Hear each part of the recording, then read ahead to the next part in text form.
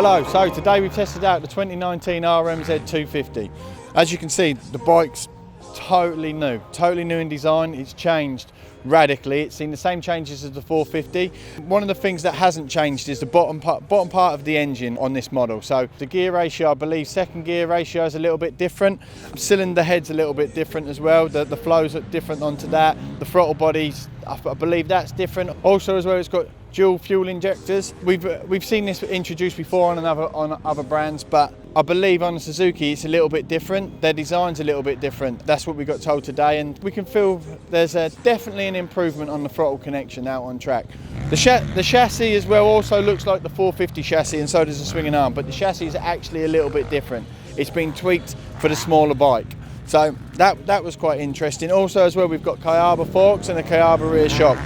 The air forks have gone. So what we found out as well today was that the bike actually hasn't gained any weight, but it hasn't lost any weight either. So the bike was lighter than the previous model, but obviously since the introduction of the spring forks, it's put that weight back on. Suzuki are really priding themselves on the electrics that are on this bike. You know, they're not saying it's traction control, but they're just saying that the way that the sensors work or the way that the connectors work, depending on where you are with your throttle opening, it can sense that out on track, and it's basically been super efficient and giving you exactly what you need to get the right fueling in, to get the right traction to the ground.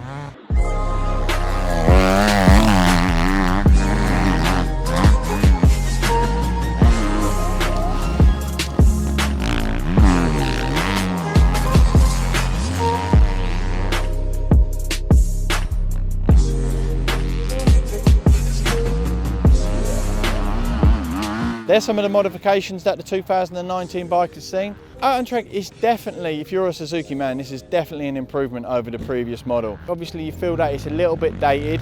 You feel that the engine inertia is a little bit slow coming into the turns. It just feels a little bit restricted. It feels like the 250F of old, let's say 6 years ago as such. This one is an improvement on that. It feels a lot more free revving than previously, but it still feels a little bit dated to the newer models that are out on the track at the moment. Some of the positives that I can take from riding the bike today was, I had fun on the bike, and the reason why that was because it felt very stable. It felt like you could position the bike and place it where you liked. Also as well, I could carry the front wheel up over some of the bumps for a little bit longer than the previous models, so you could really stretch it out a little bit more. Third gear as well, it would pull third gear coming through some of the sweep turns and through the tighter turns, which shows that the torque's there in the motor, so that was good. You do feel that when you're revving the bike and you're just kind of hanging off it, you could just do with just that little bit extra and it just falls a little bit short.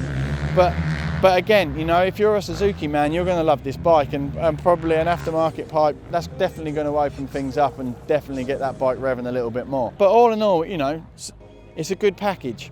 Would I buy the bike?